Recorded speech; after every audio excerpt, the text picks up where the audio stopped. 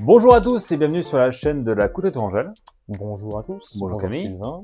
Donc on revient du SICAC. Oui, Voilà, c'était un très bon moment passé avec vous. effectivement. Ça fait toujours plaisir de vous voir en vrai, d'échanger, de voir un petit peu vos préférences. Voilà, donc on espère que ce qu'on a amené vous a plu. C'était pas trop mal, voilà, comparé à d'autres années, ça restait quand même correct. Je pense qu'on avait un peu moins de fréquentation cette année. Oui, possiblement dû à des petits découragements à cause de la situation sociale dans cette date-là, À mon avis, probablement. ça doit beaucoup jouer à mon avis. Ouais. Mais bon, le site a bien marché. Voilà, donc vous êtes toujours fidèle au poste. Ça fait plaisir, merci à vous en tout cas. C'est Merci pas pour le soutien. catastrophique au point de nous décourager pour l'année prochaine. Non. Voilà, très loin de là. Donc tout va bien. Et voilà, de notre côté, on pense aussi à des choses intéressantes qu'on vous révélera l'année prochaine. Mhm. Pour l'instant, c'est en travail. Mhm. Donc aujourd'hui, vidéo à thème sur les systèmes de verrouillage. Mhm. Donc un petit rappel pour les connaisseurs. Bien sûr. Et puis pour les débutants, potentiel un découverte. cours. Voilà. Donc on a pris les 10 systèmes de verrouillage les plus communs. Oui. Bien sûr, il y a des tonnes, il y en a énormément des systèmes de verrouillage. Mais voilà, on a pris les 10 les populaires, quoi.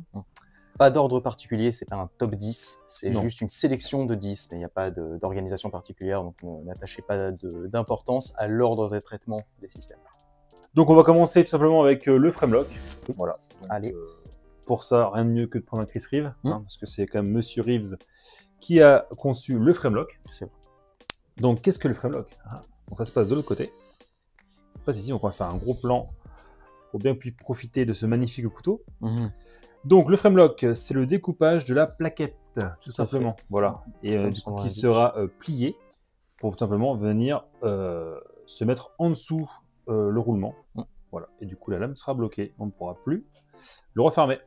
Le seul moyen de le faire, ce sera tout simplement en venant poussant le framelock vers l'extérieur. Donc on aura le doigt sur la trajectoire de la lame, ce qui est assez dangereux. Oui. Oh, dangereux. Ouais, plus ou moins. Et voilà, tout simplement. Donc le framelock, système très simple. Très simple, effectivement, très épuré. Très épuré, très solide, très sécurisant. Ça, il n'y a pas de problème. C'est beaucoup apprécié encore aujourd'hui, le framelock. Très esthétique aussi. Je sais que tu aimes moins le framelock. Alors moi, j'aime moins le framelock, c'est juste que je l'aime moins parce que ça force une découpe dans la plaquette et en général, ça force plus ou moins à garder un côté du couteau vierge de tout ornement. Parce qu'il faut qu'on ait la plaquette accessible pour pouvoir actionner le frame. Donc, je trouve que c'est un sacrifice qui n'est pas forcément toujours nécessaire. C'est personnel. Mais quand même, qui reste beaucoup apprécié pour les couteaux custom, mid-tech, comme par exemple le Medford, la Chris Reeves ou d'autres couteaux, bien sûr. C'est parce que l'élégance ne se fait pas seulement par la sophistication, mais aussi plutôt peut-être par la simplicité. Et le framelock est le verrouillage à la fois simple, épuré et très efficace. Petit détail avec le framelock, attention au déploiement, puisque vous avez une détente évidemment qui garde la lame dans son logement quand il est replié. Si vous appliquez une pression sur le frame pendant que vous essayez de déployer la lame, ça va appuyer sur la détente, ça va empêcher la lame de sortir. Donc ça peut être un petit détail à connaître quand même, peut-être modifier selon l'aspect du couteau, selon la taille du couteau, selon la taille des mains et les habitudes de tout un chacun.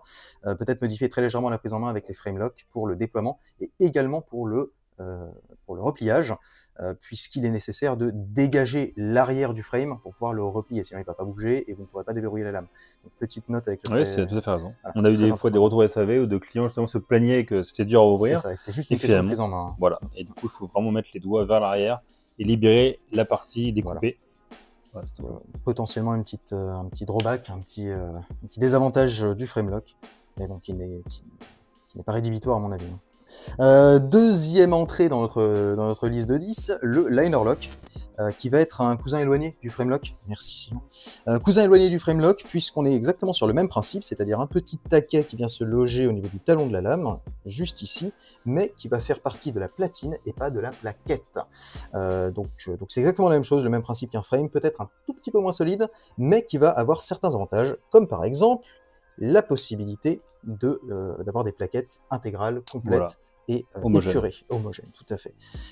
Donc ça, c'est quand même un gros avantage du liner lock. Autre avantage, il va être moins cher à produire, très facile à produire d'un point de vue technique, et relativement sécurisant et aussi très facile à utiliser, notamment avec des gants, ce qui peut quand même être utile dans certaines situations. Voilà, le liner lock, on le connaît tous, peut-être le système de verrouillage le plus utilisé de nos jours dans le monde des couteaux pliants, sans exagérer. Très bon système. Voilà. Même défaut que le frame lock quand même, dans le sens que les doigts restent dans la trajectoire de la lame quand on replie le couteau.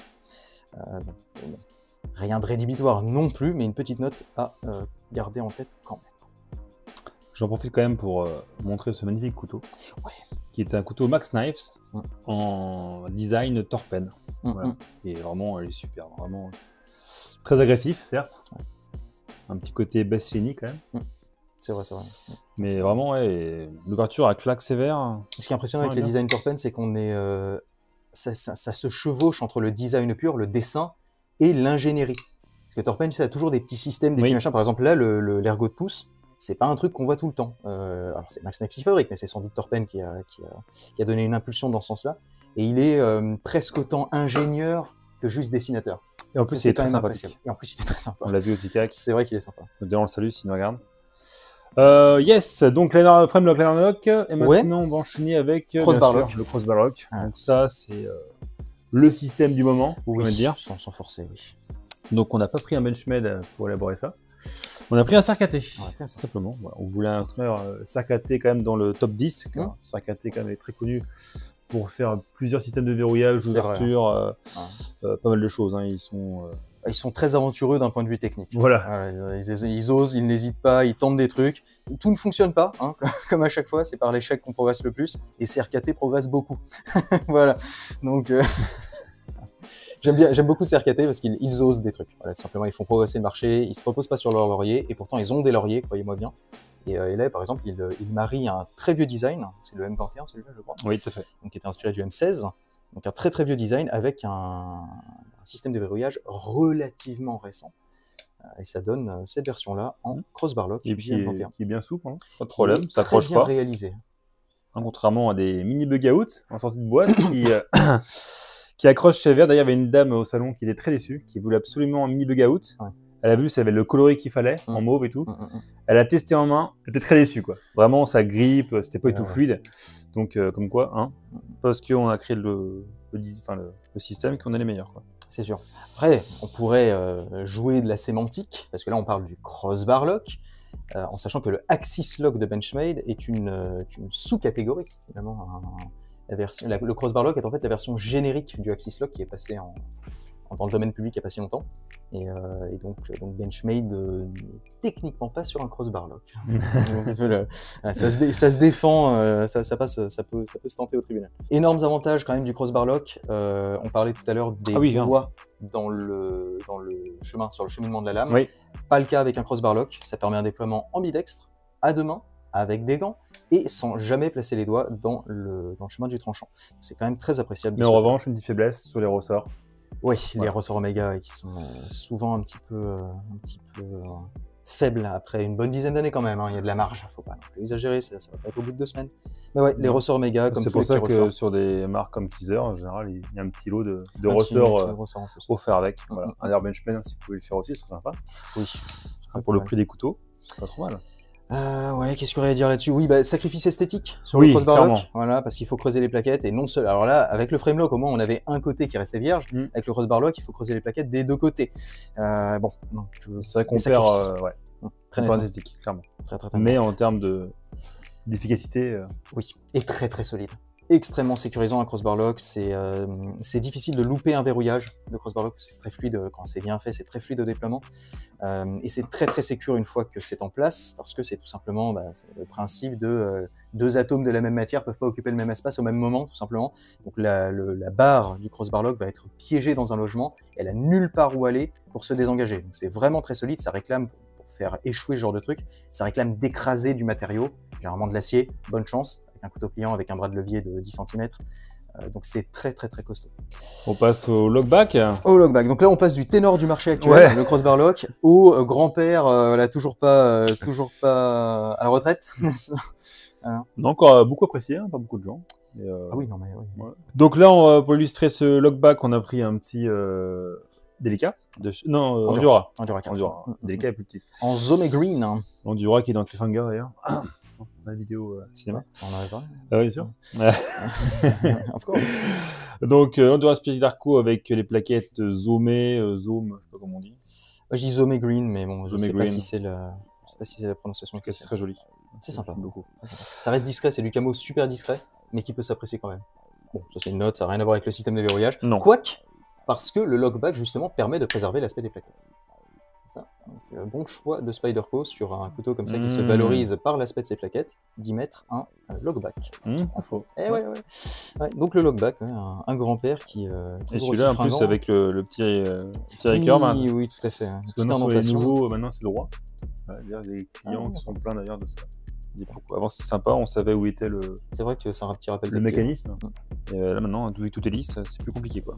C'est vrai. Ça évite de désengager parce qu'une critique qu'on entend parfois sur les lockbacks, c'est que si on porte des gants par exemple très épais et qu'on serre très fort, on peut avoir tendance à désengager le verrou ou au moins à créer un tout petit peu de jeu parce que ça le soulève très légèrement. Voir. Je pense que ça dépend où le lockback se situe par rapport au couteau. Effectivement. C'est vrai. Effectivement. S'il est plus bas, je pense que c'est plus facile d'aller faire sauter ça. Ouais. Oui, c'est un système extrêmement simple, c'est un petit peu comme le liner lock, ça repose sur un seul ressort, c'est juste un ressort qui court sur le dos du couteau entre les plaquettes, et qui vient crocheter une petite indentation à l'arrière au niveau du talon de la lame, tout bêtement. Donc ça retient la lame par l'arrière, pas par le devant, le liner lock, le frame lock, c'est par le devant de la lame, ça empêche de se replier, par le devant en opposant une force inverse à la tentative de repliage. Et le lockback, c'est exactement l'inverse, ça retient la lame par l'arrière. Ça ne l'empêche pas de se replier, c'est que ça la retient par l'arrière, c'est intéressant. Les contraintes ne s'appliquent pas au même endroit, donc c'est pareil, ça en fait un système de verrouillage super solide, et qui a aussi l'avantage et l'inconvénient, selon les situations, de sceller les plaquettes, de sceller l'arrière du couteau.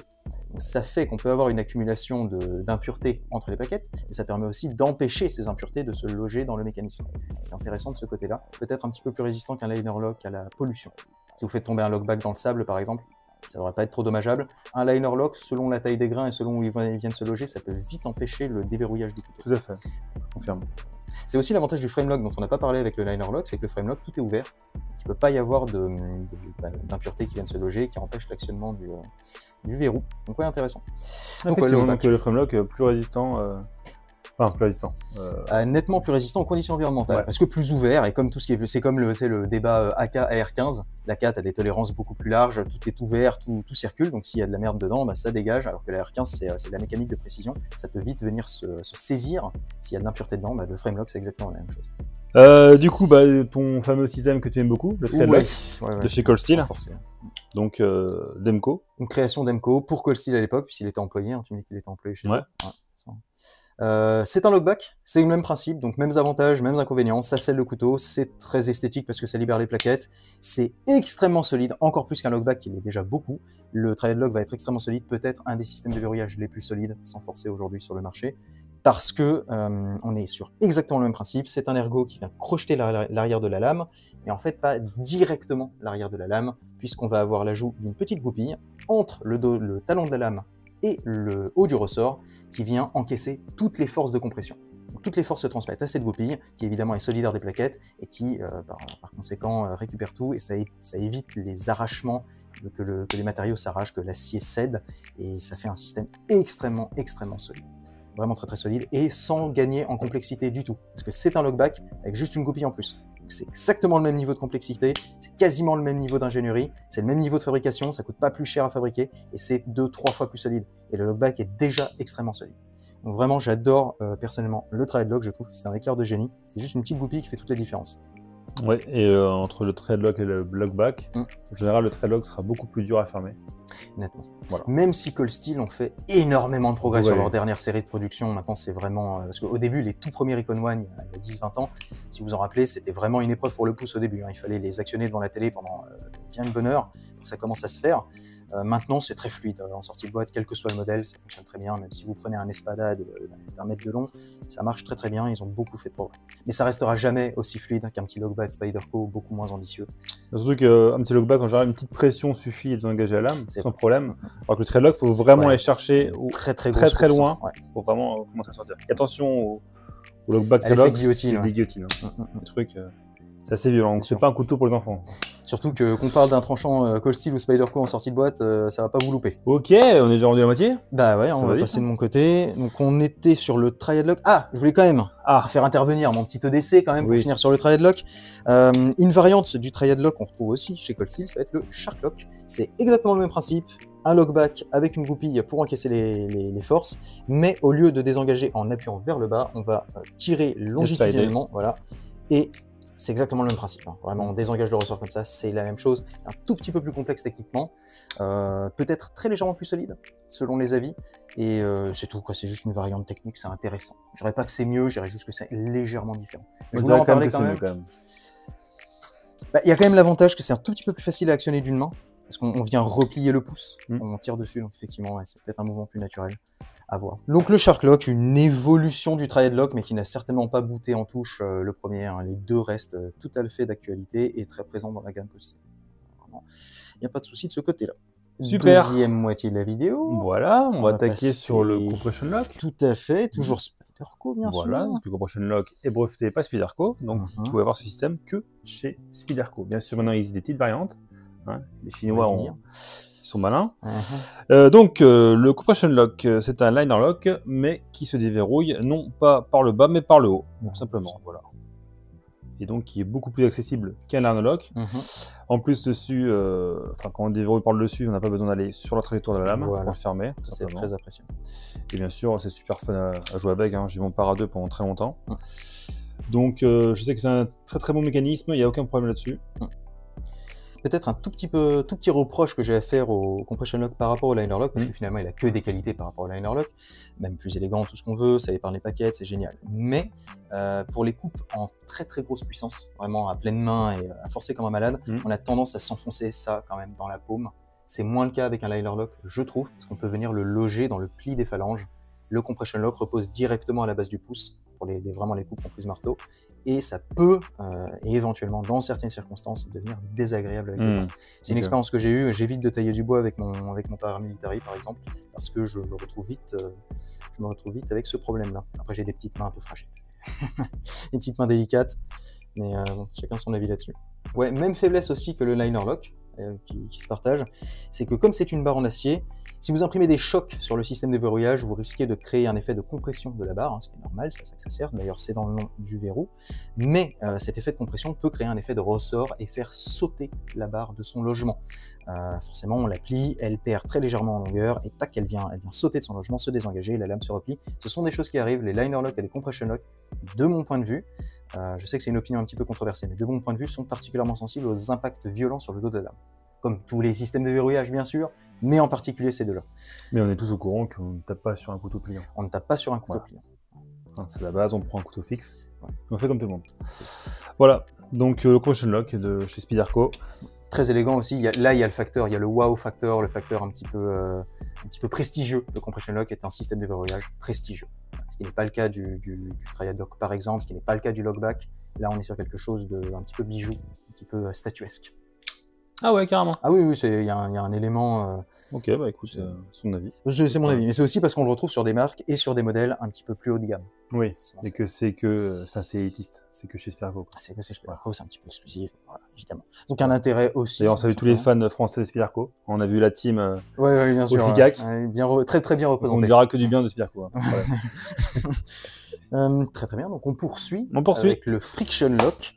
Bon. Petite négociation, petit jeu sur les mots, puisque est-ce qu'un Friction Lock est vraiment un système de verrouillage? À voir, mais... 5 ans d'arrêt. Ce terme n'existe pas, arrêtez avec le terme cran d'arrêt, ça n'existe pas, voilà, c'est simple. Qu'est-ce que c'est qu'un Friction Lock? C'est un système de verrouillage qui maintient la lame dans sa position ouverte et fermée par simple résistance au mouvement de rotation au niveau du pivot. Donc c'est juste un peu serré, ça frotte et du coup ça reste comme c'est.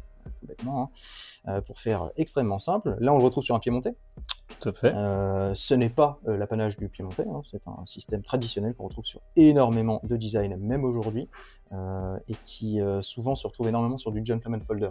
Soit du couteau artisanal, soit du gentleman folder, parce que c'est très discret, c'est très élégant, ça s'ouvre en général à deux mains, de manière posée, ça n'est pas menaçant, et ça se replie aussi très facilement. Ça se nettoie aussi très bien, ça permet des plaquettes de pleine taille, et c'est franchement très très élégant. J'aime le Friction Lock, voilà, j'ai un amour pour le Friction Lock, c'est personnel, parce que je trouve ça élégant. Qu'est-ce qu'on a comme exemple là? Qu'est-ce que tu nous dirais sur cet exemple en particulier? Eh ben déjà, je vais commencer par présenter la marque aussi, parce que c'est vrai que c'est pas souvent qu'on vous le présente. C'est la Forge et Mammouth, donc c'est une boîte de couteaux française qui fait des couteaux tout fait main. voilà, qui s'appelle Mathieu Carteau, qui est en Charente-Maritime. Et qui fait des très très beaux couteaux, vraiment super, allez voir sur sa dernière production, hein, j'ai vu sur le site, vraiment super sympa ce qu'il fait. Donc là on a vraiment beaucoup de forges mammouth en piémontais. Mais moi c'est très propre. C'est fluide, c'est symétrique, c'est centré. Ça reste bien la qualité, quoi. Ça fait plaisir de voir du français de cette même pas hors de qualité. Que c'est, quoi. Non. C'est dingue, hein. Non, vraiment, c'est propre. Rien à dire. Et aussi j'ai rencontré Marc Larosa au SIGAC, c'est pareil, c'est un coutelier français. Allez voir Marc Larosa, un homme Perrin. Et du coup, il me disait aussi qu'avec les piémontais, ce qu'il aimait bien lui, c'est que ça faisait aussi impact tool. Voilà. Oui, brise-vitre pour les... Brise-vitre ou bien sûr, suivant ta créativité. Brise-vitre. On a le même effet que le framelock, qui est que c'est la prise en main qui va sécuriser la lame en position ouverte, et également la prise en main qui va sécuriser la lame en position fermée, ou le placement dans un étui. C'est pour ça qu'on trouve souvent les piémontais avec des étuis, généralement en cuir, qui viennent garantir que la lame reste bien repliée dans la poche. Oui, parce que ça peut s'ouvrir dans la poche. C'est vrai que ça peut arriver. Donc ça rajoute un petit côté élégant encore à ce genre de design-là. Ok, on a fini avec le friction lock, on va passer au button lock. Ah, button lock, donc là, on fait un saut de 1 siècle en termes de progression technologique, hein, sans forcer du tout. Donc pareil, système aussi tendance du moment, le button lock. Je te laisse faire la présentation. Voilà, donc là on a pris un North Mountain Blade, ils sont de toute beauté, pour des prix incroyables. Regardez-moi ce couteau. Là, on pourrait partir sur un couteau à 300 €, et ben non en fait, on est à 200. C'est vraiment superbe. La finition est incroyable. C'est une marque à suivre. Hein. Franchement, North Mountain Blade. D'ailleurs, au SECAC, les gens qui ne connaissaient pas la marque, ils étaient scotchés. Ils ont touché, ils ont acheté. Simplement. Ah, on veut ça. C'est vraiment superbe. C'est incroyable. En plus, c'est livré dans une belle petite boîte en plastique et tout, dans une boîte cartonnée sérieuse et tout. Non, franchement, encore une fois, c'est très très bluffant. Et donc là, ils font le plein usage du button lock. Petit rappel de texture et petit rappel de couleur entre le pivot et le button lock. Pour ceux qui ne le sauraient pas, évidemment, le button lock, c'est un petit bouton qu'on va retrouver généralement décalé par rapport au pivot et qui permet, grâce à l'action d'un petit ressort, de venir se loger dans un logement au cul de la lame. Ça l'empêche de se replier, tout simplement. Quand on appuie sur le bouton, ça désengage cette petite goupille qui vient se coller au dos de la lame et ça permet à la lame de se replier. C'est tout bête, mais ça marche très très bien. Ambidextre, bien sûr, très intéressant. Ça rajoute un élément technique au couteau, puisqu'on a un bouton qu'on ne retrouve pas sur un liner lock, par exemple. Ça permet des petites fantaisies esthétiques, aussi de la part des fabricants. Souvent, on retrouve des petits anneaux de couleurs, des petits trucs jaspés, des petites finitions anodisées, un petit délire. Classe. C'est toujours très bien exploité en général. Très sympa. Très solide. Très solide, avec exactement le même reproche qu'on peut faire au crossbar lock ou à l'axis lock, qui est que ça dépend de l'action d'un petit ressort. Donc, si le petit ressort venait à lâcher, on perdrait énormément en fiabilité. Ça n'arrive que très rarement, mais c'est à noter quand même. Il y a quand même un petit ressort là-dedans. Et du coup, toi, tu parlais du compression lock, qui était qui était prestige. Moi, je mettrais plus le prestige sur le button lock. Peut-être maintenant. Tu vois la haute couture française, tu vois, le bouton, tu vois, qu'on retrouve sur les chemises, les sacs à main, tu vois. Pour moi, le bouton, c'est la gamme bouton, qu'il se trouve sur un vêtement ou un couteau, le bouton est l'occasion de complémenter un dessin, effectivement, de sublimer une conception. Ah, il m'énerve. Ça va sans dire. Mais après, bon, l'âge n'est pas le même. Hein. Le button lock, c'est un système de verrouillage qui a un certain âge maintenant, mais qui est exploité maintenant beaucoup plus. Le compression lock est plus ancien, peut-être un tout petit peu plus daté. On pourrait argumenter que l'ancienneté joue du prestige aussi. Voilà, c'est au goût de chacun. Ton système aussi... OTF lock, alors j'ai appelé OTF lock, je ne sais pas si c'est le terme technique, voilà, c'est juste les couteaux OTF qui vont avoir un système de verrouillage qui n'est pas apparent à l'extérieur du couteau. Bien sûr, pour ceux qui ne sauraient pas, rappelons, les OTF c'est out the front, OTF, c'est une lame qui sort par le devant. Généralement actionnée par l'action d'un ressort, éventuellement de la gravité selon les modèles. Et la façon dont ce truc fonctionne, on ne vous a pas fait de vue éclatée de ce modèle-là parce que, comme vous pouvez le constater, il est en visserie invisible. Ce serait compliqué à faire, mais en fait c'est très simple, vous avez deux petites clavettes sur ressort qui viennent se loger au cul de la lame, qui viennent l'empêcher de se replier, tout simplement. Et ces deux clavettes-là sont délogées par l'action du pouce sur l'interrupteur. C'est tout bête, c'est l'équivalent finalement d'un crossbar lock, mais pas avec une barre et juste avec des petites clavettes. Voilà. Il n'y a pas de barre transversale comme ça, juste des petites clavettes qui viennent sur le côté, tac, empêcher la lame de se replier. C'est tout bête, c'est extrêmement solide parce qu'on a le même principe que le crossbar lock, c'est-à-dire que la même matière ne peut pas occuper le même espace au même moment, tout bêtement. Et là, c'est exactement le même principe. Comme les clavettes sont logées dans des logements, justement, et il n'y a pas de jeu, elles ne peuvent aller nulle part, elles sont forcées d'être compressées par toute action sur la lame. Ça la rend très très solide parce qu'il faut écraser de l'acier si on veut faire échouer ce genre de système de verrouillage. C'est très très très costaud. D'ailleurs, il y a pas mal de vidéos que vous pouvez aller chercher sur YouTube. On voit des gens taper avec des marteaux comme des sourds à l'arrière de TF comme ça, de très bonne qualité quand même, mais à l'arrière de TF, et ça tient extrêmement bien. Justement, parce qu'on a ce principe de morceaux d'acier captifs qui ne peuvent aller nulle part, quelles que soient les contraintes qu'on leur imprime, et qui sont forcés de s'écraser ou de casser pour libérer la lame. Énorme avantage aussi, pas de doigts sur le chemin de la lame. Non. Bon, bah. Ça c'est génial, c'est totalement ambidextre, ça peut se déployer à l'endroit, à l'envers, dans tous les sens, vers le haut, vers le bas, c'est super, moi j'adore. C'est le seul système qui me permet une éjection de lame par le devant. Ouais, sauf la gravité, éventuellement, mais c'est exactement le même principe. Gravité, t'as raison, maintenant c'est après, on coupe ça, on recommence. Et voilà. Jetez-en un. Non. Ouais, donc pas mal d'intérêt à ces systèmes-là. Donc là on est sur un Core Edge, hein. Je l'ai pas dit, mais Core Edge, Core Edge, voilà. Donc une marque US. Ça envoie du pâté, ça. Hein. Ça envoie du pâté, hein, clairement, et c'est très esthétique. C'est très joli. Vraiment, c'est très, j'ai envie de dire OTF gentleman, clairement. On a souvent un petit délit de sale gueule quand même avec les OTF. C'est pas discret, c'est un petit peu ostentatoire. C'est une vague connotation martiale, même si c'est pas plus mérité qu'autre chose. Et là, ils arrivent à faire passer ça beaucoup plus doucement. Hein. Oui, surtout avec l'OTF. Ce qu'il faut faire attention, c'est ce qu'on coupe. Oui, simplement. Parce que... Pas forcément ce qu'on coupe, c'est ce qu'on fait après avoir coupé. Ouais, ok. C'est pas faux.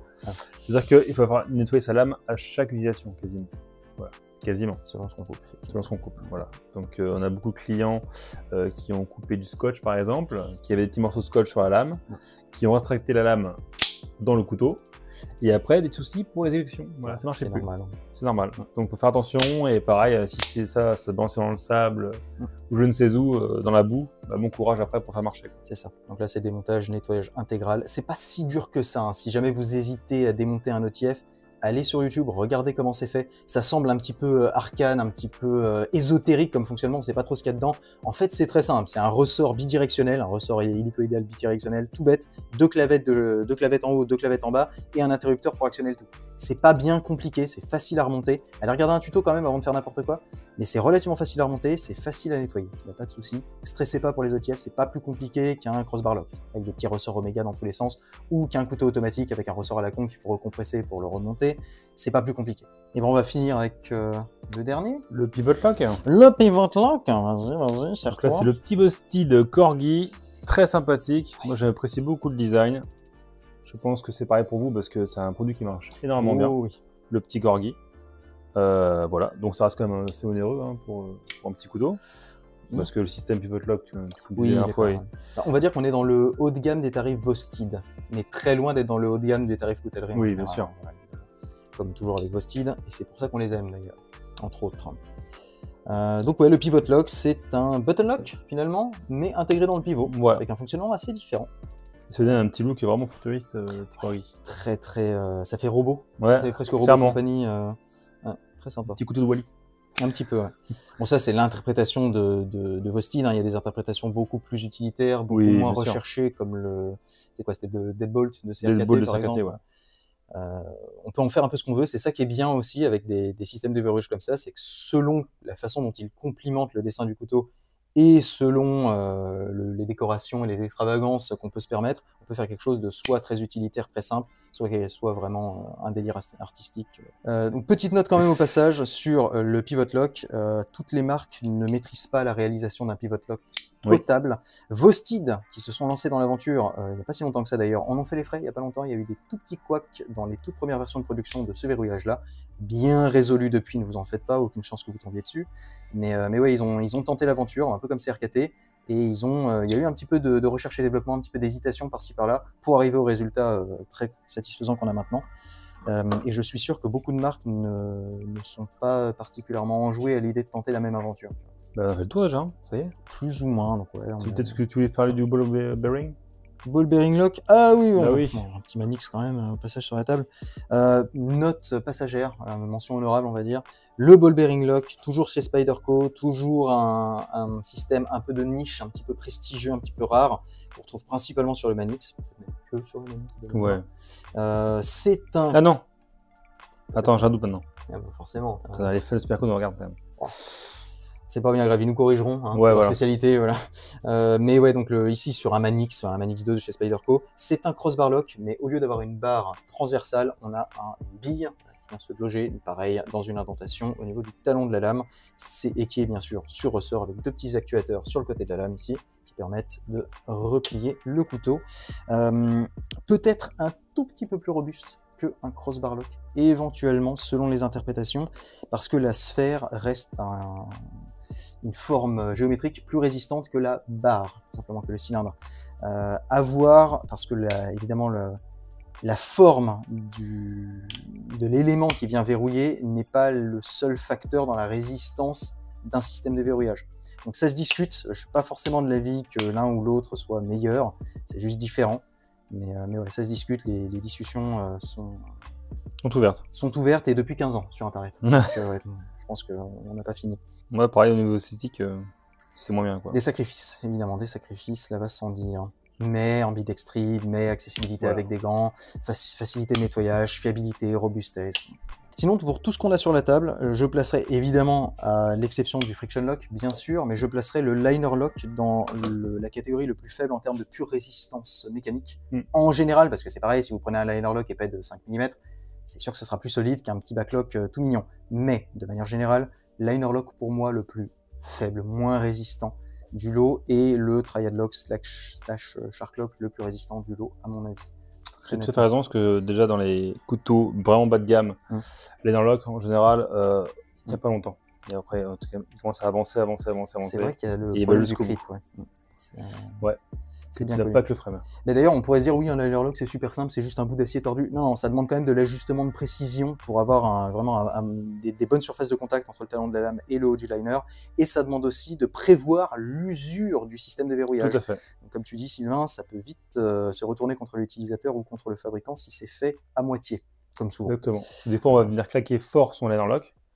Et du coup, si l'ajustement est mauvais, liner lock, il va aller très très loin. Et après, pour le ressortir, c'est la mort. Par exemple, chez Cossi Luson, c'était pareil. Tu as liner lock. Et sur les premières versions du Luson, effectivement, sur un modèle, c'était compliqué. C'est pareil, le liner lock s'avançait vachement vers l'avant. Et après, pour le sortir, c'était vraiment l'enfer. D'un point de vue technique, c'est intéressant parce que sur le Luson, on a aussi une lame, même sur la version que 4 pouces, on a une lame très très conséquente, assez lourde. Donc on a un effet, tu sais, de levier, une grosse inertie. Ça imprime des grosses contraintes sur le verrouillage. Et le liner lock du Luson n'est pas si épais que ça. Tu regardes. Donc ouais, effectivement, des petites notes à garder à l'esprit avec le liner lock. Voilà. Donc c'est pour ça que le frame lock est bien meilleur.